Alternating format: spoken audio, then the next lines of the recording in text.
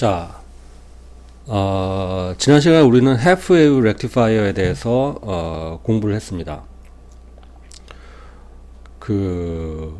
오늘은 full wave rectifier에 대해서 할 거예요. 그러니까 지난 시간에 생각을 해보면, 자, XT가 이제 입력입니다. 입력에 사인이 들어가고 있어요. 그랬을 때 XT가 positive F 사이클 또는 뭐 네거티브 F 사이클도 가능하겠지만, positive F 사이클은 통과시키고 네거티브 F 사이클일 때는 통과 안 시켜서 0을 만들고, 또 positive F 사이클만 통과시키고, 이런 식으로 해서 이제 우리가 그 한쪽 파형만 F 사이클만 통과시켰어요. 그래서 전체적으로 입력의 평균값이 0인 상태에서 입력의 출력의 평균값을 플러스 값으로 만들었죠. 근데 만약에 우리가 네거티브 F 사이클도 통과시키긴 하는데, 네거티브 F 사이클을 통과시킬 때 뒤집어서 통과시킬 수 있다면, 그러니까 이제 포지티브 F 사이클은 그대로 통과, 네거티브 F 사이클은 뒤집어서 통과, 다시 그대로 통과, 뒤집어서 통과, 그렇게 한다면 이거는 좀 더 촘촘하게 파형을 만들어내고 에버리지 값으로 봤을 때 좀 더 효율적으로 그 렉티파이를 하는 거죠. 그래서 이렇게 모든 파형을 우리가 half wave만 rectify를 하는 게 아니라 full wave, positive F 사이클과 negative F 사이클을 동시에 rectify 하는 걸 갖다가 full wave rectifier라고 합니다. 우리나라 말로 해서 번역하면 전파 정류기 뭐 이렇게 번역이 되는 경우가 있어요. 지금 이제 회로를 배우지는 않았지만, 이런 특성을 갖는 회로, 이런 특성을 갖는 full wave, 이런 특성을 갖는 full wave rectifier의 transfer characteristic curve를 그리자면 이럴 겁니다.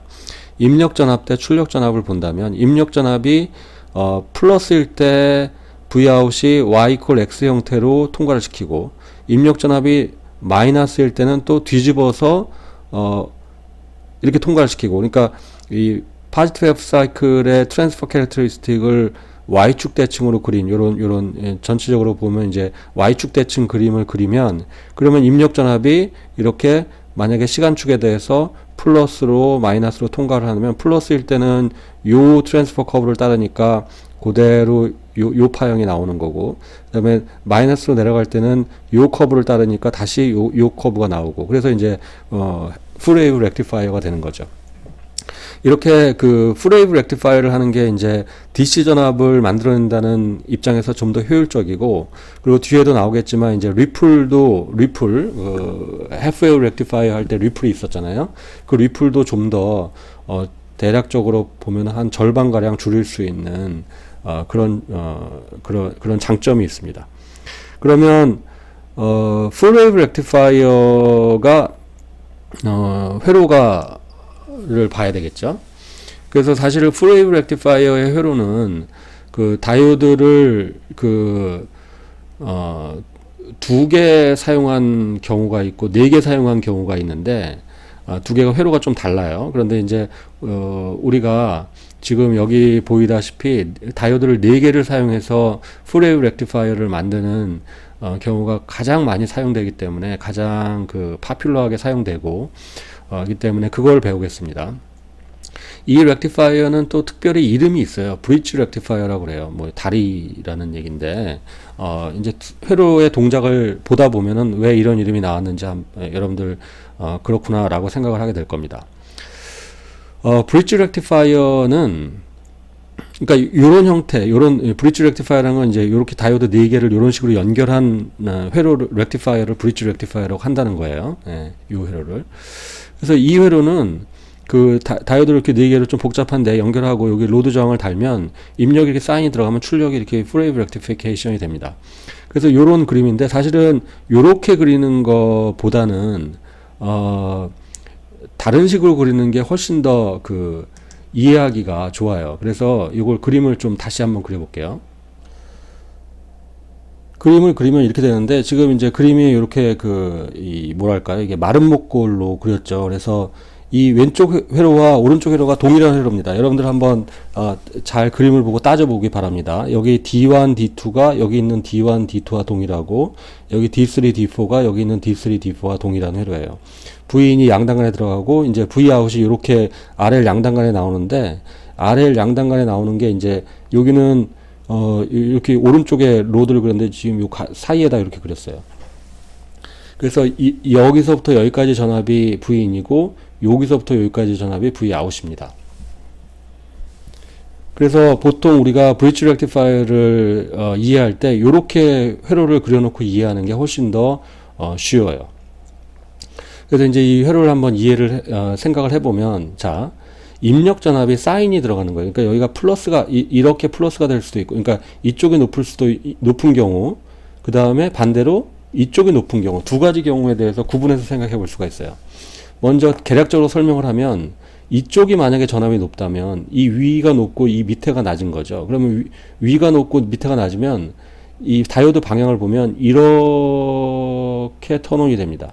D1, D2는 턴오프가 돼요. 왜냐하면 이게 반대 방향으로 연결되어 있어서 위가 높다면 이렇게 턴온이 되고 밑에가 높다면 이렇게 D1, D2가 턴온이 되고 D3, D4는 오프가 돼요. 그걸 한번 그림을 그려볼게요. 그래서 두 가지 경우를 보는데 V인이 플러스일 때 한번 볼게요. 요 오른쪽 그림이 그런데 V인이 플러스라면 이쪽이 높죠. 이쪽이 높으니까 그 다이오드로 보자면은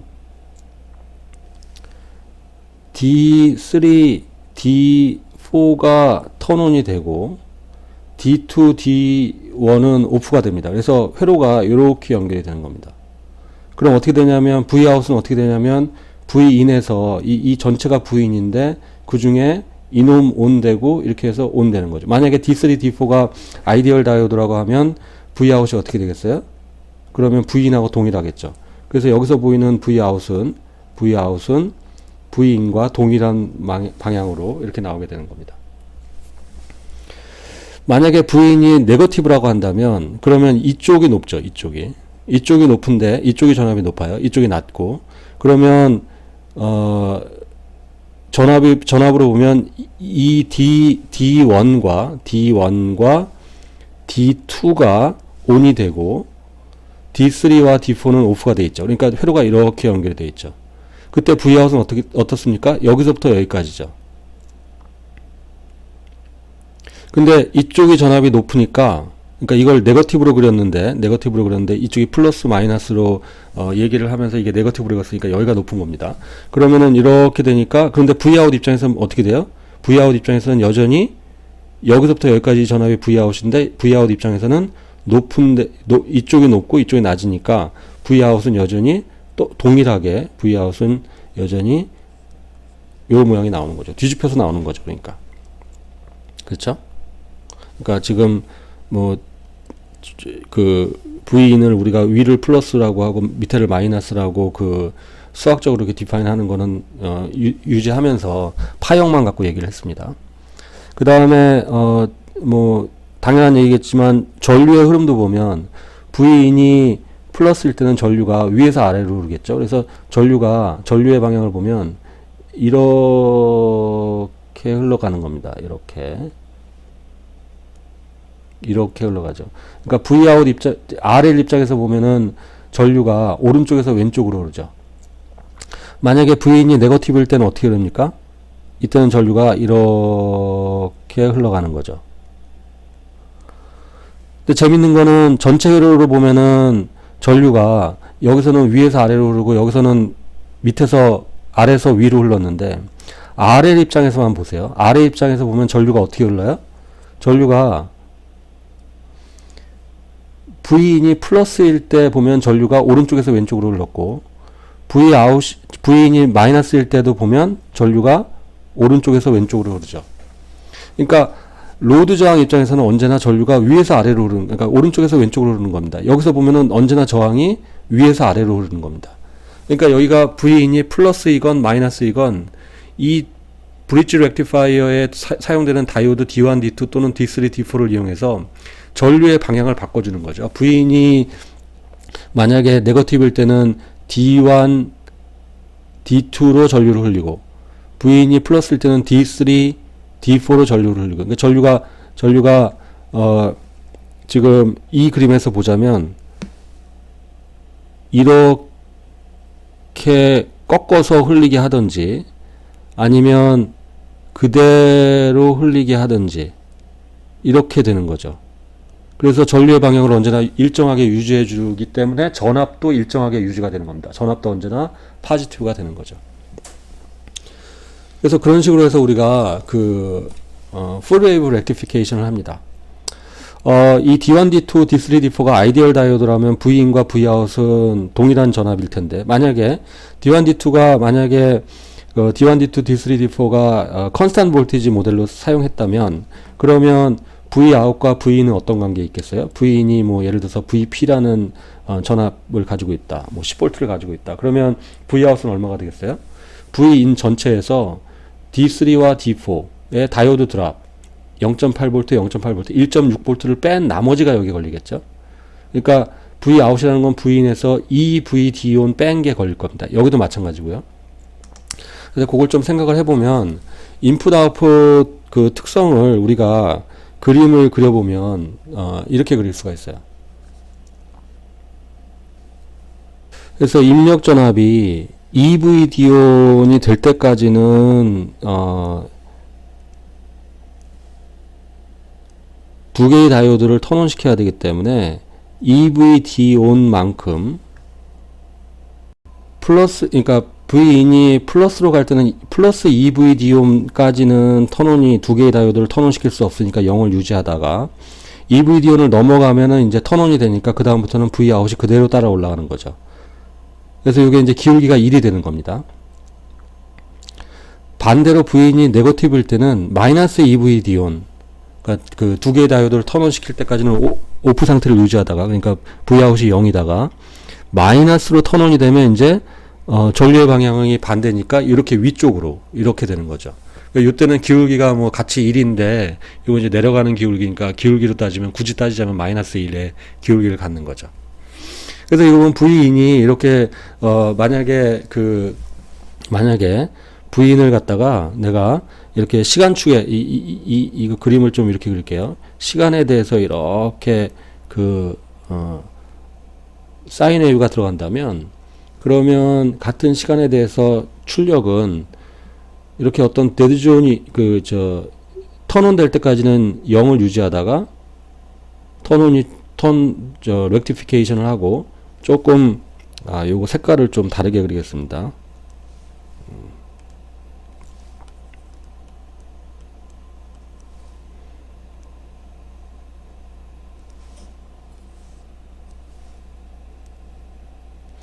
그래서 출력 파형이라는 거는 이렇게 나오다가 턴오프가 되는 지역은 0이 나오고 다시 다음 네거티브 F 사이클이 나오고 또 턴오프가 되고 또 네거티브 F 사이클 요런 모양으로 나오겠죠. 좀 그리자면. 그래서 입력에 깨끗한 사인 웨이브가 들어간다 하더라도 출력은 중간에 이렇게 0인 영역이 좀 존재하게 됩니다. 그걸 우리가 여기 보면은 EVD온이라는 그 턴온 볼티지 플러스 마이너스 EVD온이라는 턴온 볼티지가 필요하기 때문에 그 전압 플러스 마이너스 EVD온 이하에서는 여기가 플러스 EVD온 마이너스 EVD온 요거 그림을 요걸 맞춰서 좀 그려야겠네요. 그러면 입력 전압이 EVD온이 올라갈 때까지는 데드존 그러니까 출력이 0이 나오다가 그 이상 파형되면은 통과를 시키고 그 다음에 요 사이 플러스 EVD온에서 마이너스 EVD온을 지나갈 때는 데드존이었다가 그 다음에 통과시키고 이런 형태로 이제 출력이 되는 거죠. 이게 이제 V인의 사인 파형이 깨끗하게 나오더라도 Vout의 파형은 이런 식으로 중간에 뭐랄까요? 중간에 이렇게 왜곡이 되어 있는 그런 형태로 나오게 되는 겁니다. 그리고 또 한 가지 우리가 알아야 될 사실은 브릿지 렉티파이어를 썼는데 입력 전압의 파형이 EVD온에 미치지 못한다. 입력 전압이 매우 작다. 입력 전압의 앰플리튜드가 한 1V 밖에 안 된다. 그러면 여기 뭐가 나오겠습니까? 아무것도 안 나오죠. 왜냐하면 입력 전압이 플러스 마이너스 1.6V 이하면 계속 0이 나오는 거니까. 그래서 이 브릿지 렉티파이어가 제대로 좀 동작을 하려면 입력 전압의 앰플리튜드는 반드시 이 턴온 볼티지 EVD온보다는 좀 상당히 커야 됩니다. 그래야지 데드존의 영향이 무시할 만큼 작게 되는 거죠.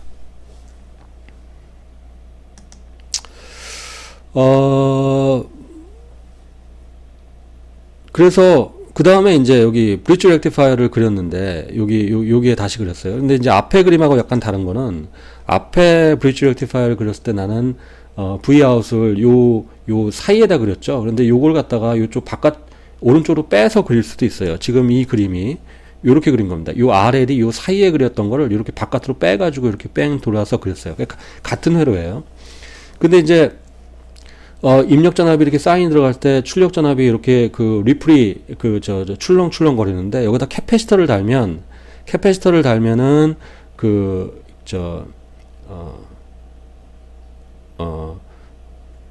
출력 전압이 그대로 입력 전압을 따라가지 않고 이제 이렇게 스테이를 하게 되죠. 그래서 이렇게 해서 리플이 생기게 되죠. 그래서 이 캐패시터를 달므로 인해서 출력 전압을 이제 DC로 유지시켜주는 좀 컨스탄트 볼티지를 만들어줄 수가 있습니다. 근데 재밌는 거는 여기서 이 리플의 양을 좀 생각을 해보고 싶은데, 전에 우리가 리플을 얘기할 때 half-wave rectifier는 이게 이제 디스차지가 되면서 어디까지 내려왔냐면 여기까지 내려와서 그 다음에 회복이 되고 다시 내려왔어요. 그러니까 한 주기만큼 디스차지가 되고 회복이 되고 다시 한 주기 디스차지 되고 회복이 되고 그랬어요. 근데 지금은 리플이 디스차지가 되긴 되는데 반주기 동안만 디스차지가 됩니다. 그죠? 요 파형에서 다음 한 주기가 아니라 반주기면 회복이 되고 다시 반주기 디스차지 됐다가 다시 회복이 되고 이러죠. 그러니까 디스차지 되는 시간이 반으로 줄었어요. 그러니까 리플도 그에 맞게 줄어들게 되겠죠. 그래서 그 식을 써보면, 그러니까 리플이 대략적으로 보면 한 반 정도가 되는 거예요. 그러니까 디스차지 되는 시간이 한 반으로 되니까 디스차지 되는 양도 반 정도 될 거고, 그래서 리플도 한 반 정도로 줄어듭니다. 그걸 좀 쓰면 이렇습니다. 리플 볼티지는 앞에서 우리가 half-wave rectifier에서 유도했던 식과 동일한데 일단 반만 되는 거죠. 왜냐하면 디스차지 되는 주기가 반이기 때문에 여기 반만 떨어진다고 생각하면 되고, 그 다음에 또 하나는 요 전압이 여기가 피크 볼티지인데, 아이디얼이라면 이제 이게 없겠지만 그 컨스탄트 볼티지 모델로 생각하면은 드랍이 이 앰플리튜드의 드랍이 EVD온만큼 떨어지는 거죠. 그러니까 여기서 보시면은 요 원래 입력 전압과 출력 전압의 피크 값, 요 차이가 EVD온이 된다는 거죠. 다이오드 드랍 두 개가 필요하니까. 네, 그래서 여기가 EVD온만큼 피크 전압이 VP 빼기 EVD온이 되는 겁니다. 다시 얘기하면 요 전압이 VP라면 요 전압은 VP 빼기 EVD온이 되는 거죠. 예. 그래서 리플 볼티지가 반으로 줄어든다는 얘기를 했고요. 그 다음에 또 한 가지 재밌는 얘기, 또 한 가지 고려해야 될 게 PIV입니다. Peak Inverse Voltage. 우리가 half-wave rectifier에서 PIV를 따졌어요. 근데 지금 이 브릿지 렉티파이어에서 PIV를 한번 따져볼게요. PIV는 리버스 바이어스가 걸려있는 다이오드에서 따지는 겁니다. 그러니까 어떤 다이오드가 포워드 바이어스일 때 따지는 게 아니라 리버스 바이어스일 때 따지는 거죠. 그걸 한번 따져볼게요. 그래서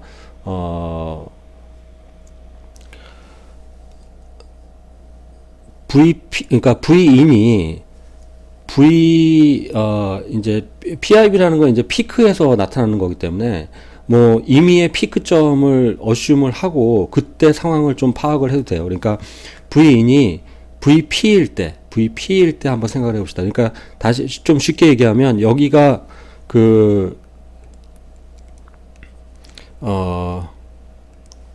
Vin이 이 위쪽이 예를 들어서 VP라고 하고 밑에 쪽이 0V인 경우를 한번, 요 특별한 경우지만 피크 포인트의 한 경우를 가정해서 한번 생각해 봅시다. 여기가 플러스 VP라는 점이고 여기가 0V라는 전압이라고 생각해 봅시다. 그러면 D3하고 D4가 턴온이 될 거고 D2하고 D1이 리버스 바이어스가 걸릴 거예요. 그럼 VP면 D3가 턴온이 되니까 여기 전압은 얼마가 되는 겁니까? 여기 전압은. 여기 전압은 VP 빼기 VD 온이 되겠죠. 그렇죠? 그 다음에, 그러니까 그게 여기 전압입니다. 그 다음에 요 밑에 전압이 있고, 그 다음에 여기 전압이 있고, 요 D4도 턴온이 돼서 여기가 0V가 되는 거예요. 그러면 D4가 지금 그림이 이렇게 되어 있는데, D4도 턴온이 되어 있다는 얘기는 이 D3와 마찬가지로, VD온이라는 컨스탄트 볼티지로 우리가 생각을 할 수가 있죠. 그러면은 만약에 여기가 0V라고 가정을 했기 때문에 0V라면 여기 전압은 얼마가 돼요? 여기 전압은 여기가 다이오드 드랍 하나 올라간 거니까 여기는 VD온이 되겠죠. 그러니까 여기 전압이 VD온이 되는 겁니다. 그래서 여기 전압이 VD온이 되죠. 뭐 당연한 게 그래서 Vout은 VP 빼기 EVD온이 되는 거죠. 그래서 여기 전압 VD온, 여기 전압 VP 빼기 VD온을 알았어요. 그런 상태에서 D1과 D2가 오프죠. 그러니까 얘와 얘가 리버스 바이어스가 걸려 있는 거예요. 그 리버스 바이어스가 최대 얼마가 걸려 있어요? 최대. 그러니까 D2 입장에서 보면 여기 전압 빼기 여기 전압만큼이 리버스 바이어스예요.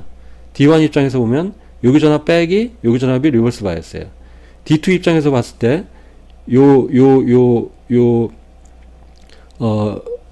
A 노드의 전압이 얼마입니까? VP죠.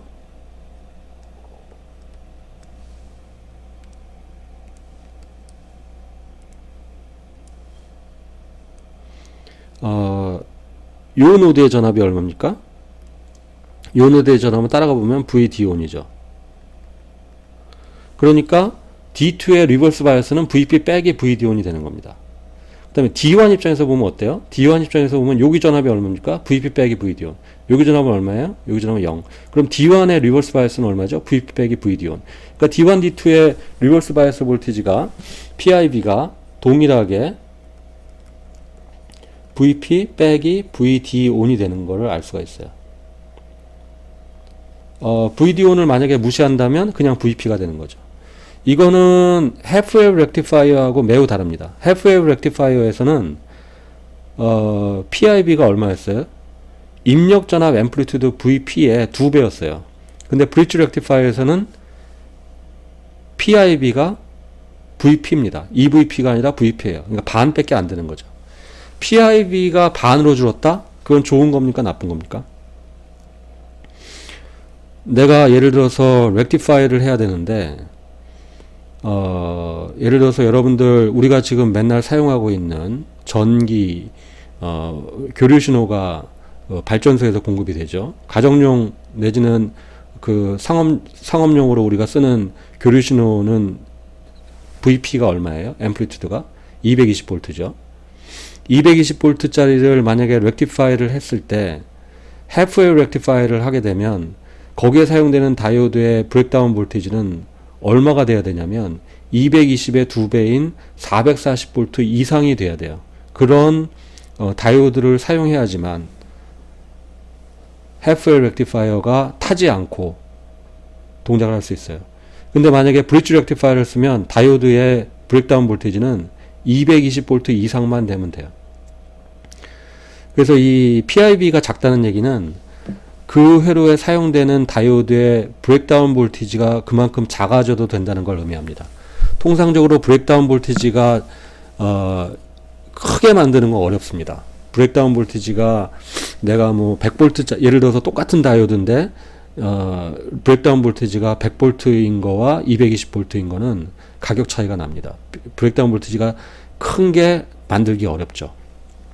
그래서 이렇게 브릿지 렉티파이어가 PIB가 작다는 게 회로적으로 보면 이 다이오드를 좀 더 브레이크다운 볼티지가 작은 걸 쓸 수 있고, 그 얘기는 좀 더 이 회로가 코스트 면에서, 비용 면에서, 가격 면에서 더 싸질 수가 있다는 거죠.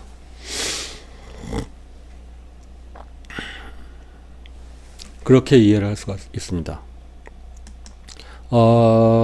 전류 한번 생각을 해볼 텐데요. 브릿지 렉티파이어에서 전류를 생각을 할 텐데, 전류를 한번 생각을 해보면, 이게 이제, 전류가 어떻게 흐르죠? 이 V인이 플러스일 때는 D3에서 D4로 흐르고, V인이 이렇게 마이너스일 때는 D1에서 D2로 흐르죠.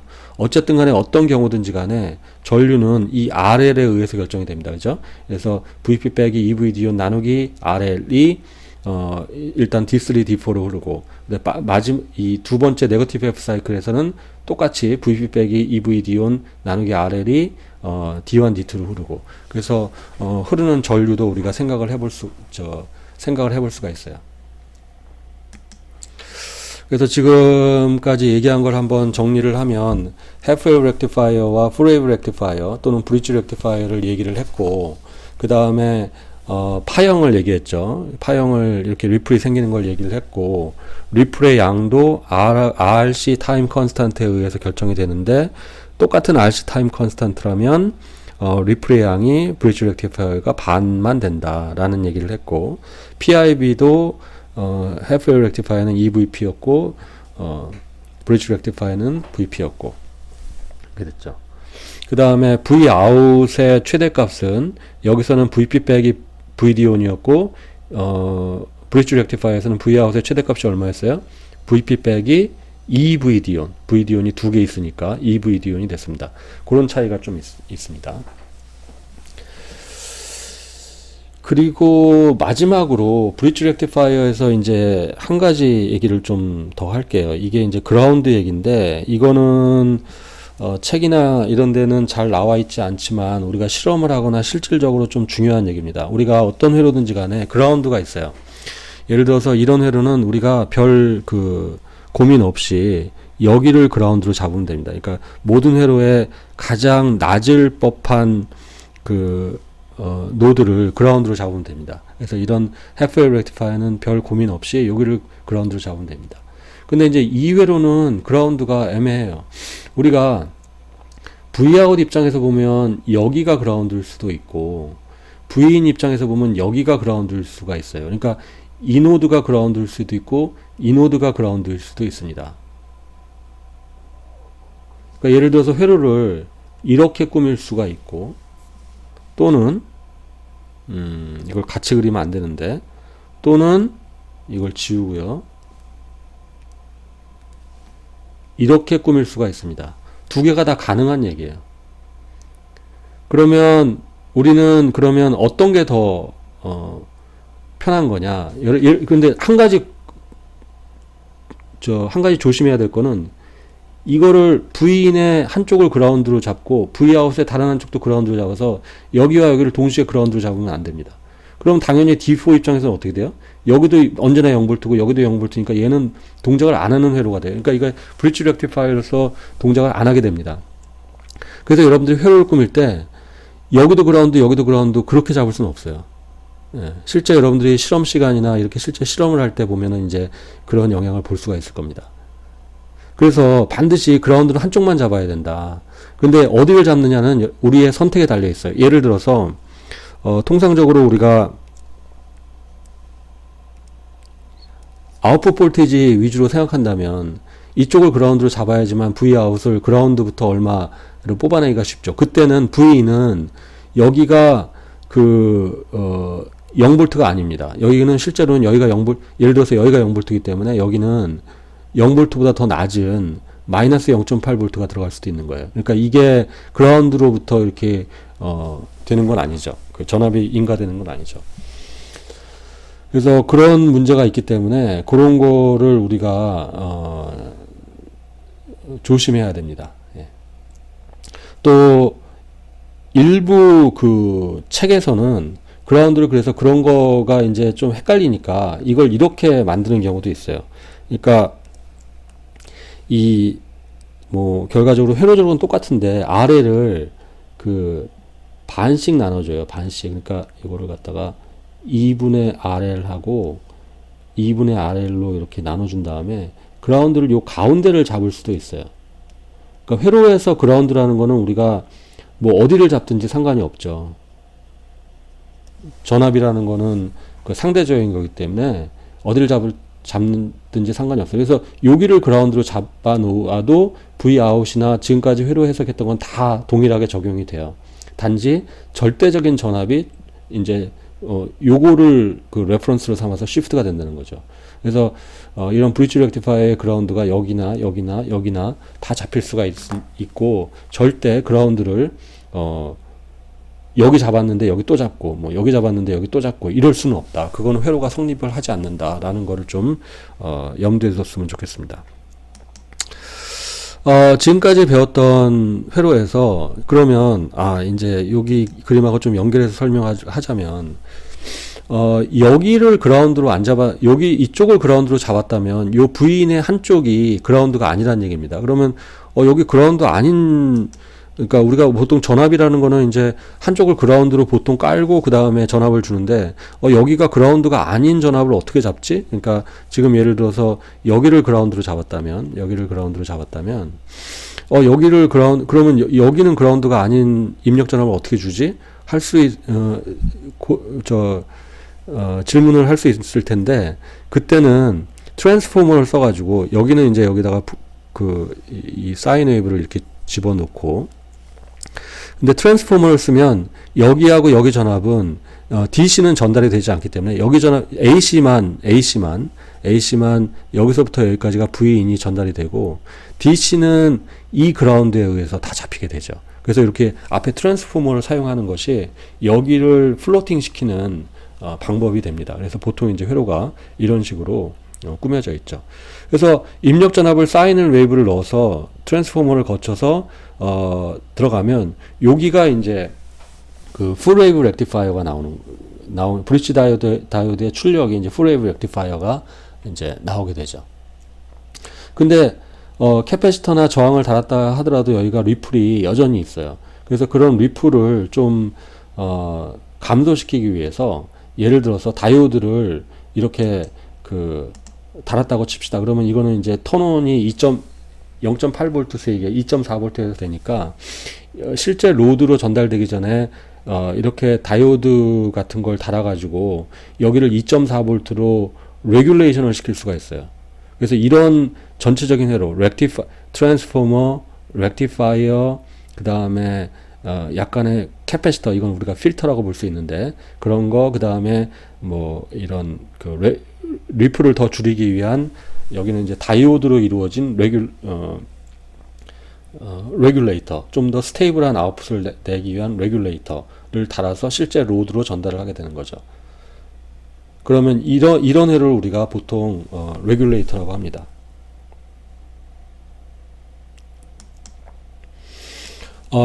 볼티지 레귤레이션을 하는 데 있어서 앞에서 다이오드를 3개 연결해서 레귤레이션을 했는데 앞에서 우리가 지너 다이오드를 배웠는데 지너 다이오드가 또 레귤레이션 하는데 유용하게 사용합니다. 이렇게 예를 들어서 이런 지너 다이오드가 있다. 이건 지금 역방향으로 걸려 있잖아요. 그래서 지너 다이오드는 보통 우리가 브레이크다운 볼티지가 결정돼서 나옵니다. 예를 들어서 뭐 5V짜리 지너 다이오드다 그러면 그거는 5V에서 딱 브레이크다운이 일어나는 거고, 뭐 3.5V짜리 지너 다이오드, 10V짜리 지너 다이오드 이런 식으로 사용되고 있습니다. 그러면 이거는 V인이 만약에 플러스로 가면 얘가 어떻게 돼요? 얘가 리버스 바이어스가 걸리는 거죠. 그러면 얘가 만약에 5V짜리 지너 다이오드인데 얘를 내가 7V를 줬어요. 그러면 이게 5V, 여기가 5V에서 브레이크다운이 되니까 이게 7V가 되더라도 여기는 5V로 고정이 되는 겁니다. 그래서 여기가 레귤레이션 되는 거죠. 이거를 트랜스퍼 커브를 그리자면 이렇습니다. V인에 대한 Vout을 그리자면 색깔을 좀 다르게 해서 내가 V인이 플러스가 되면 처음에는 브레이크다운이 안 일어나다가 쭉 따라 올라가다가 이 지너 볼티지의 지너 다이오드의 브레이크다운 볼티지 VG라는 점에 도달하면 그 다음에 V인이 그대로 브레이크다운이 일어나서 그대로 전압이 유지가 되는 거죠. 그래서 그렇게 레귤레이션 되는 거죠. 이게 이제 이 VG라는 게 5V일 수도 있고 3V일 수도 있고 이럴 수 있어요. 근데 만약에 V인이 포워드로 가해지면 어떻게 돼요? 그러니까 V인이 네거티브가 가해지면 그럼 네거티브가 가해지면 그때는 지너 다이오드가 PN 정션 다이오드니까 턴온이 될 수 있어요. 그래서 이 지너 다이오드가 이 포워드로 가해지면 또 똑같이 0.8V 근방에서 VD온에서 이렇게 턴온이 될 수가 있습니다. 그래서 전체적인 트랜스퍼 커브는 이렇게 그릴 수 있는데, 통상적으로 진화 다이오드를 내가 볼티지 레귤레이터로 사용할 때는 이렇게 리버스 바이어스 리전에서만 사용을 하고, 포워드 바이어스 리전에서는 사용하지 않도록 그렇게 합니다. 포워드 바이어스 리전에서는 사용하지 않고 리버스 바이어스 리전에서만 사용하기 때문에 이 특성만 보통 이용을 하게 되죠.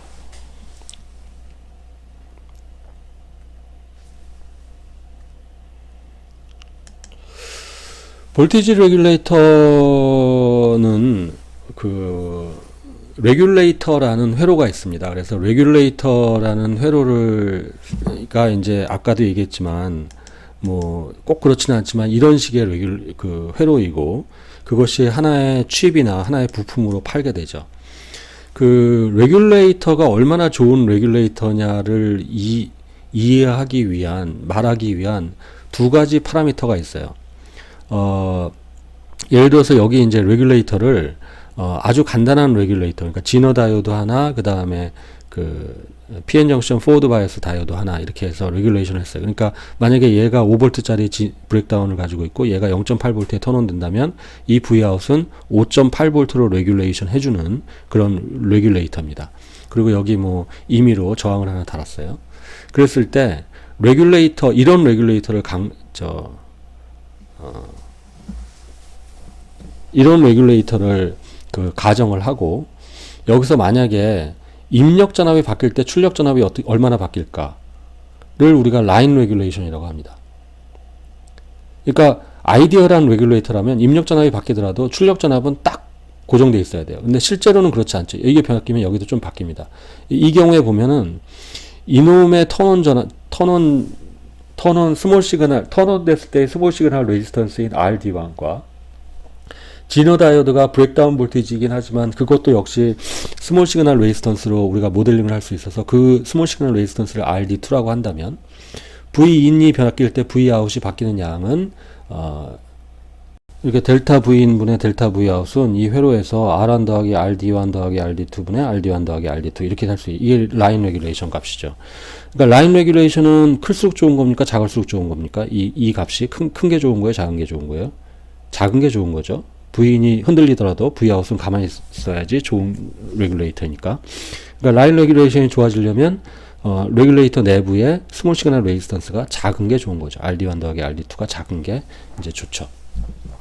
그 다음에 이제 레귤레이터에서 또 많이 얘기하는 파라미터 중에 하나가 로드 레귤레이션이라는 게 있어요.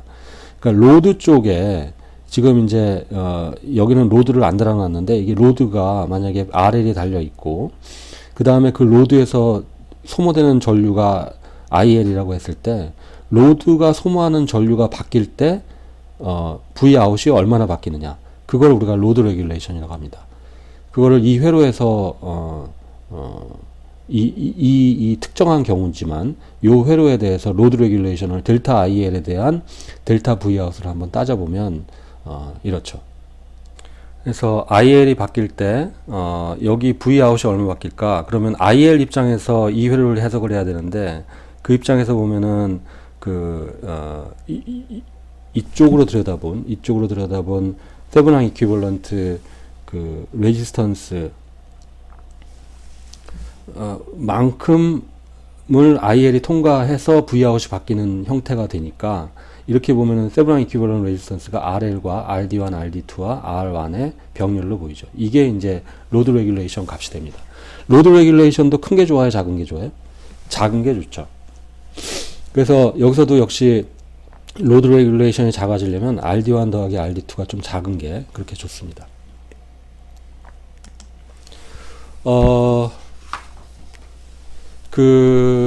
우리가 제일 처음에 다이오드 하나에다 해프웨이브 렉티파이어 하면서 캐패시터를 달고 여기에 로드를 달았을 때, 우리가 앞에서 이제 이 로드를 갖다가 이렇게 안 하고 이제 로드 저항으로 모델링을 해서 그렇게 생각을 했었죠. 근데 앞에서도 얘기했지만 그 로드라는 것이 결국은 저항으로 모델링을 될 수가 있어요. 그래서 이렇게 하면 이제 해프웨이브 렉티파이어가 된 거고, 해프웨이브 렉티파이어는 PIV가 좀 좀 큰 문제가 있고, 그 다음에 리플도 좀 큰 문제가 있습니다.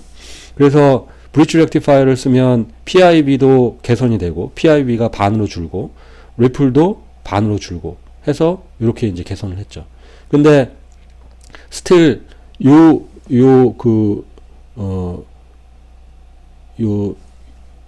부분에 전달되는 전압에 리플이 있으니까 그걸 좀 더 깨끗하게 없애주려면 여기다가 지너 다이오드 같은 레귤레이터를 만들어서 하면은 여기가 아주 깨끗한 전압이 나오게 되는 거죠.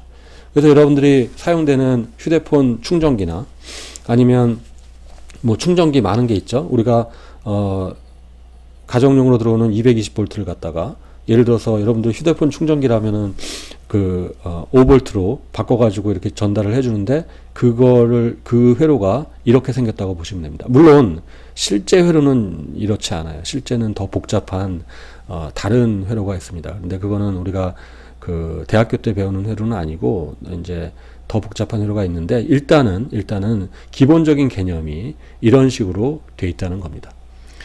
자, 여기까지 해서 우리가 레귤레이터 관련된, 그러니까 이제 렉티파이어, 해프 웨이브 렉티파이어, 풀 웨이브 렉티파이어, 그 다음에 이제 레귤레이터까지 다 마쳤습니다. 수고하셨습니다.